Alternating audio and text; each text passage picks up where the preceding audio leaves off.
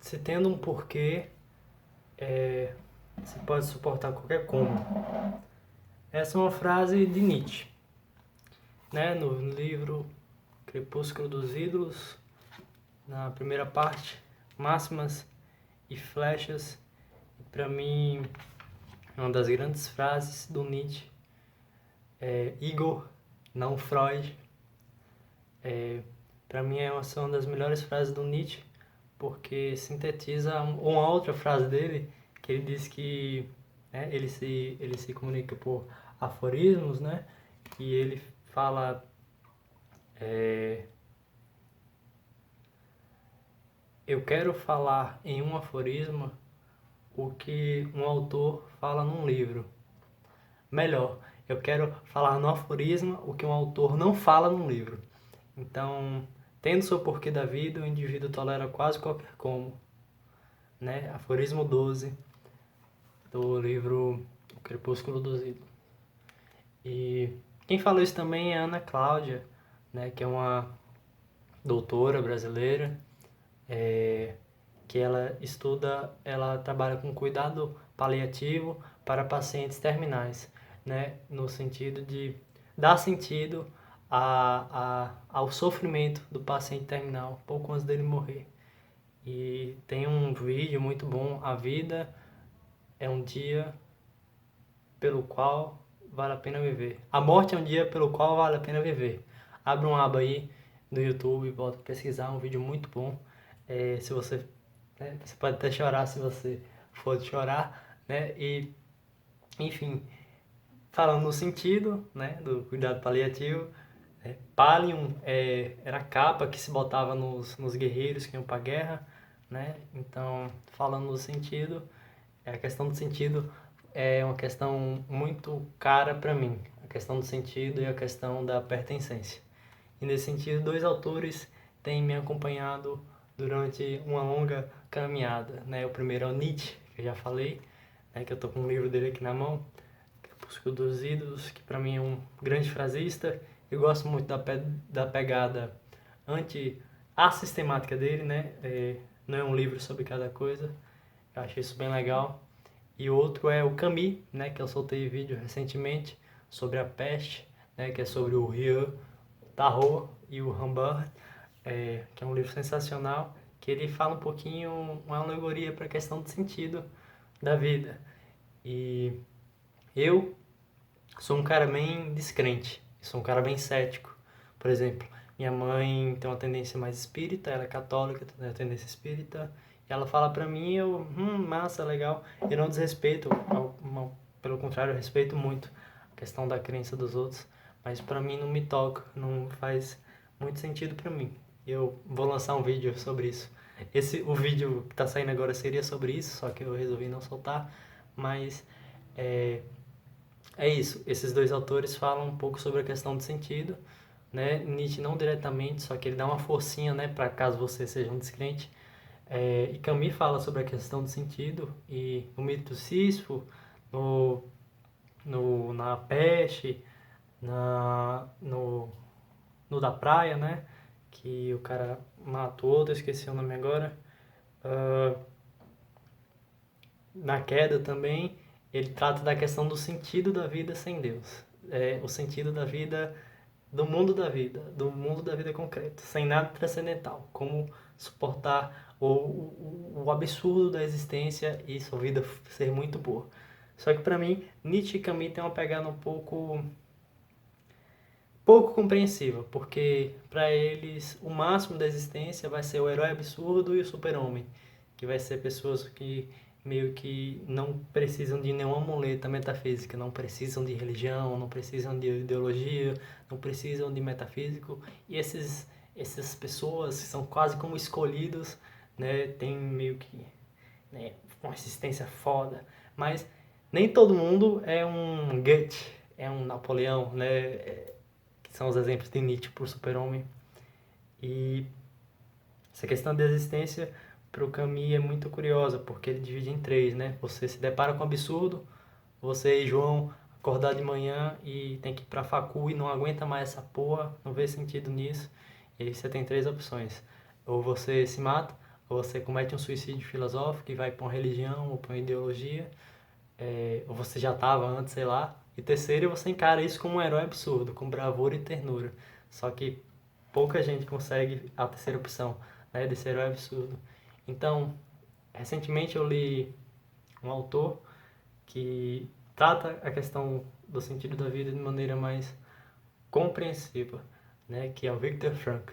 Viktor Frankl é um médico, psiquiatra, e ele é judeu, e ele passou 3 anos num lugar, né, no campo de concentração nazista, né, em Auschwitz e na Baviera, né? Aí vai ter o filho da puta que vai negar a questão do campo de concentração, mas acho que não tem nenhuma pessoa dessa no canal. E enfim, Viktor Frankl passou 3 anos nisso e ele, né, não se matou, e só que ele conseguiu sobreviver, mesmo com as baixas probabilidades. Ele teve muita sorte também, ele admite. E a partir disso, da experiência dele, em que ele, depois disso, ele perdeu a mulher, ele perdeu o irmão, perdeu a irmã, perdeu mãe, pai, ele não se matou, né? Ele conseguiu encontrar o sentido. E mesmo passando por essa situação degradante da existência humana, essa é uma situação que eu penso poucas mais degradantes. Sei lá, a escravidão, a tortura, enfim, é uma situação bem degradante. Lá, os adultos viviam com um pão por dia e um prato de sopa, né? E muitos aceitavam, jogavam a corda e desistiam. Mas ele conseguiu, mesmo com uma chance bem pouca, a chance era de 1 em 28, né? Segundo estatísticas. E depois disso ele faz uma terapia, a famosa logoterapia, né? A terapia do sentido. E que o pressuposto principal, né, do livro Em Busca de Sentido, que é o livro que eu li recentemente, que eu vou deixar um link aí na descrição, caso você queira comprar e ajudar o canal, é que se ele conseguiu achar sentido nessa situação tão degradante quanto o campo de concentração, a gente da vida cotidiana, que não consegue acordar, que não vê sentido na vida, também pode conseguir, né?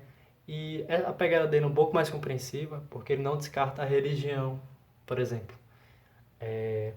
Então, quando ele estava lá, ele tentava botar metas para o futuro, para que isso ajudasse ele. Lá acontecia uma coisa muito curiosa, que em datas icônicas como o Natal, muita gente morria. E essa é uma questão bem cara para mim, a questão da esperança. E que para mim é muito paradoxal, até a base linguística da esperança. Como assim? Em datas como, né, Natal, no Natal de 1944, muita gente morria, porque muita gente esperava muito que fosse ser solta antes do Natal. E aí elas se viam em frente de uma desesperança súbita e, né, a imunidade abaixava. Isso acontece, né? Por exemplo, casais que estão há muito tempo e um morre, o outro tende a morrer, tem uma chance bem alta de morrer pouco tempo depois, né? Johnny Cash, por exemplo, e você deve ter casos aí. E abaixa a humanidade, essa desesperança súbita. E eles morriam, já estavam bem enfraquecidos. E tem outro caso também, né, de um amigo dele que falou que sonhou que ia ser liberado em 30 de março de 1945. E chegou 29, né, nem perto de ser liberado. Ele começou a ficar de cama, teve uma febre, contraiu tifo exantemático e faleceu. Então, essa questão da esperança é muito foda, porque botar toda a sua energia num ponto de esperança só foi mortal para essas pessoas. Então, ao mesmo tempo, é bom você colocar metas para o futuro, né? Então, por exemplo, para ele, o que moveu ele foram algumas coisas. Por exemplo, supor que a mulher estava viva e viver na esperança que a mulher estivesse viva e conversar com a mulher mentalmente. Outra, ele estava escrevendo um manuscrito, né, do livro Em Busca de Sentido, e em certo ponto, indo da prisão de Auschwitz para Baviera, ele perde e ele começa, né, fica sem esperança, só que ele tinha outras esperanças, ele começa a escrever de novo, né, em papéis que ele acha. E também nas coisas que vão vir amanhã, né? Ele pensava como seria depois. E ele também botava metas em coisas do cotidiano. Então, eles trabalhavam lá e ganhavam cupons que valiam cigarros. E ele pensava, nossa, esse cupom aqui eu vou gastar num pão hoje ou amanhã. Eu junto um monte para comprar uma sopa. Né? Quando você come um pão e uma sopa por dia, a diferença de uma sopa para outra pode valer sua vida. E ele conta também das relações que ele tinha. Lá, o pessoal que não era da SS, né, da polícia nazista, eles também tomavam conta, né? Pegavam alguns prisioneiros para meio que tomar conta dos outros. E esses ganhavam alguns privilégios. Esses eram os capos. E tinha alguns capos naturalmente sádicos e perversos, mas tinha outros que ajudavam os prisioneiros, vez ou outra. E aí o Viktor Frankl se aproximava de algumas pessoas e muitas vezes ele só saiu vivo porque mesmo nessa situação de desesperança, ele conseguiu fazer amigos, né? Então, então ele parte desse pressuposto. Se ele conseguiu viver, não se matar no campo de concentração, não se matar depois, para pessoas que não encontram sentido na vida cotidiana, talvez dê. Então ele cria a logoterapia, que a terapia que se baseia em ajudar o paciente a encontrar um sentido em sua vida. Então, tornar um sentido oculto consciente. Em que sentido? No sentido que você está em sua vida, você não vê sentido nela e você pensa, nossa, eu não espero mais nada da vida. Mas o Victor sugere que esse não é o pensamento adequado para a situação. O pensamento adequado para a situação não é pensar, nossa, eu não sei o que a vida, não espero mais da vida, nada da vida. E sim pensar o que a vida espera de mim. Então, tem vários projetos, né? Será um projeto musical, um projeto de escrever, um projeto de conhecer uma religião, de aprender a tocar violão, que para esses projetos você é único. Então você tem um sentido latente que você pode, né, torná-los conscientes. E como Nietzsche diz, tendo-se um porquê se tolera qualquer como. Se o seu sofrimento tiver um sentido, você vai poder suportá-lo, né? Então, isso abarca a religião, diferente do caminho do Nietzsche. Também tem um exemplo que ele dá de um rabino ortodoxo que está muito deprimido porque seus filhos morreram, né, judeus, nos campos de concentração. E o rabino está muito deprimido porque os filhos não vão poder meio que rezar quando ele morrer, né? Que era meio que tem o nome dessa reza, Kabish, se não me engano. Me desculpe aí se eu errei. E aí o Viktor Frankl perguntou: não, mas você não tem esperança de ver eles no céu? E aí depois de algumas sessões ele descobriu que o rabino estava deprimido porque ele pensava que os filhos iam para o céu porque eles, né, foram mártires, se sacrificaram por uma causa nobre, só que ele, um velho pecador, não ia, e ele não ia encontrar, né, os seus filhos no céu. E aí Viktor Frankl usou da religião, né, falou, olha, você vai porque você está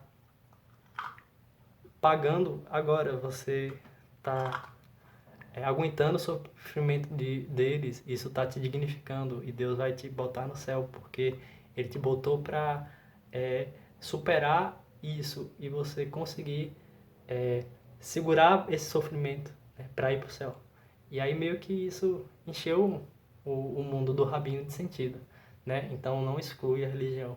Isso me lembra até uma conversa com o meu professor, né, de análise do comportamento, que por mais que ele seja ateu, né, isso não impede de usar a religião para ajudar as pessoas. Então, nesse sentido, o Viktor Frankl diz que o logos é mais profundo que a lógica. Então, o sentido é mais profundo que a lógica. Eu não sei a pertinência dessa frase, mas é uma frase bem interessante. A gente tem que ver o que é profundo, o que é logos e o que é lógica. E aí avaliar. Mas, enfim, ele fala que se você tá velho, por exemplo, e não vê sentido na vida, você, na verdade, deve se alegrar, porque por mais que você tenha poucas possibilidades para o futuro, né, que ele tinha falado da possibilidade, você tem realidades no passado, isso ninguém te tira. Então é no sentido que uma boa ideia é como um baú cheio de tesouros no fundo do oceano, né? Então não é o tesouro em fato, é só uma possibilidade. E já quem é velho tem um monte de realidade e isso ninguém pode te tirar, né? Então trazer esse sentido. Então, quem tem por que viver pode suportar qualquer como. E isso também me lembra outra frase do Nietzsche, né? Que aquilo que não nos mata nos fortalece. Então isso me lembra dois exemplos. Um é de Jerry Long, né? Que fraturou o pescoço e virou tetraplégico e conseguiu superar isso, né? E sua vida tem muito sentido. Ele conversava com um pauzinho na boca, que ele mexia assim, e ele foi para o ensino superior, né? Também Stephen Hawking, que morreu faz pouco tempo, teve esclerose lateral múltipla e conseguiu ter muito sentido na vida dele, né? Então, eles tinham por que viver, então eles superaram, né? Eles suportaram o como, e aquilo que não os mataram, fortaleceram. Então, eu gostei muito do Viktor Frankl. Ele traz três maneiras de encontrar o sentido. A primeira é criando um trabalho ou praticando um ato, né? Essa é um pouco autoexplicativa, porque você vai estar fazendo algo e aquilo, você vai dotar aquilo de sentido, né? A segunda é experimentando algo ou alguém, né? Encontrar o amor, a beleza, a verdade, através de experiências novas. E por isso você não deve se matar, porque tem experiências, tem possibilidades que você nem sabe que existe agora. E você deve ter a bravura e a coragem de esperar, porque elas podem te surpreender no futuro. Né? E você tem metas que só podem existir a partir de você. Né? Projetos só podem existir a partir de você. Então, também a terceira é pela atitude que tomamos em relação ao sofrimento. Então, no caso do Rabino, o sofrimento dele era meio que não dava para mudar. Então, ele mudou a postura. Mas Viktor Frankl deixa bem claro que sofrimento desnecessário é masoquismo, não heroísmo. Então você não precisa se martirizar sempre. Só em situações que o sofrer é inevitável. Você não deve buscar o sofrer nesse sentido. Então, a primeira parte do livro aí contando a história dele. A segunda, ele traz a questão da logoterapia, que ele traz também a questão da intenção paradoxal, que é um método terapêutico, né, que o Camus não traz, o Nietzsche traz de uma maneira ali meio difusa. Intenção paradoxal é parte do pressuposto que o medo produz aquilo que temos medo. E a intenção excessiva nos impede de ter o que desejamos. Então é tipo sei lá, você está transando e você vai começar a transar e você quer ter um desempenho muito bom. Você fica pensando nisso. E tem uma ansiedade antecipada e broxa, né? Então, um exemplo que ele dá. Ele não dá esse exemplo, né? Mas esse exemplo. Ele dá um exemplo de um cara que suava muito a vida toda e quando ele tentava não suar, ele suava uns 5 litros. Então, o Viktor Frankl fala para ele, ó, da próxima vez que você vê uma pessoa, você tenta ter uma intenção paradoxal. Né? Então, ele chega na pessoa e fala, ó, geralmente eu suo 1 litro, só que agora eu vou suar 5 litros. E aí ele foi parando de suar. Então, é meio que no sentido que quanto mais a gente espera as coisas, quanto mais a gente tem intenção excessiva de ter as coisas, menos a gente vai ter. Então, tem um estudo estatístico que na Europa 22% das pessoas não veem sentido na vida. E nos Estados Unidos eram tipo 60%. Isso porque lá as pessoas têm que ser felizes e, né, tem que ficar pregando nisso. É uma obrigação. Então, a questão da intenção paradoxal pode ajudar. Então, a felicidade é como a risada. Não existe a risada em si. Você não pode rir por rir. Você tem que rir por alguma coisa.